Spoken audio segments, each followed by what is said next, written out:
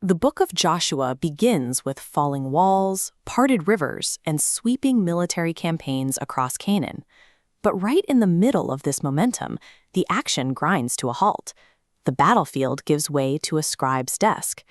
Chapter 13 presents a dense, repetitive list of geographic boundaries and property lines.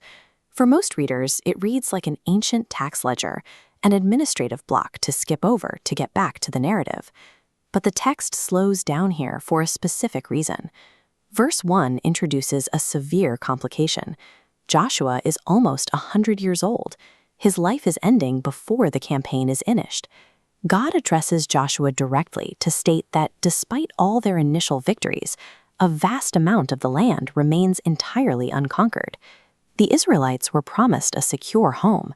If their supreme military leader dies while foreign armies still occupy the inheritance, it calls the reliability of that divine promise into question. The crossing of the River Jordan marked Israel's physical entry into the land, but stepping over the threshold did not mean the territory was secure.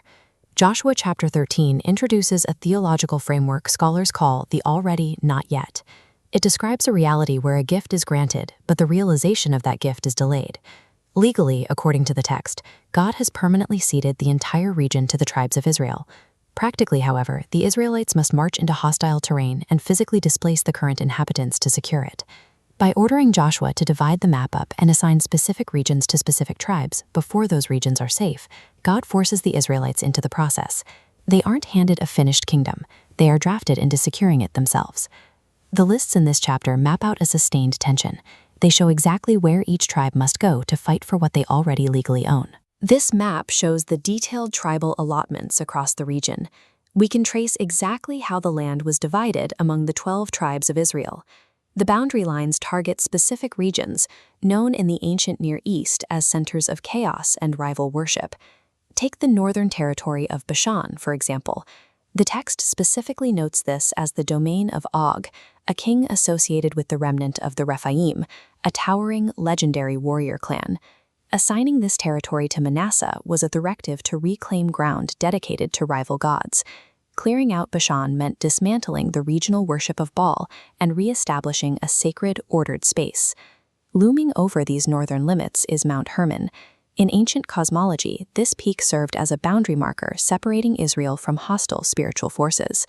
When Joshua lists these specific cities and mountains, the administrative ledger becomes a battle plan. It outlines an active campaign to push back local deities and cleanse the geography itself.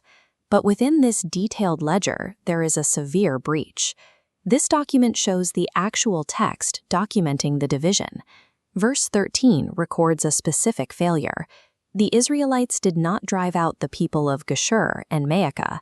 Those populations remained living right alongside them. The language here describes a concession rather than a military defeat.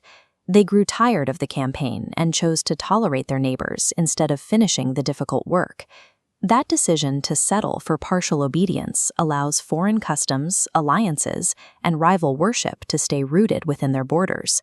What begins as a small compromise in the hill country starts to spread through the tribes. Leaving these pockets of opposition intact sets the conditions for Israel's eventual downfall. The tolerance documented here fuels the cultural collapse and constant warfare that will dominate the next several centuries. This map shows the land given to 11 of the tribes, but as the geography is divided up, one specific group is noticeably absent from the map entirely, the tribe of Levi. In a record completely focused on charting physical property lines, cities, and agricultural zones, the priestly tribe is explicitly left without a single acre of territory to call their own. The text provides a precise reason for this omission. Verse 33 states that the Levites need no land because the Lord God of Israel is their inheritance. This establishes that while a physical home is necessary, direct proximity and service to the divine holds far more value than owning the land itself. We experience a very similar reality today. Like the Israelites viewing a map of unconquered hills, we often find ourselves caught in the middle of a process, dealing with unfinished business, persistent challenges, and promises that haven't fully materialized. The division of Canaan suggests the objective is not to secure a perfectly comfortable, problem-free existence. The tension forces reliance on the one who drew the map. The highest inheritance isn't the resolution of the struggle, it's the presence of God within it.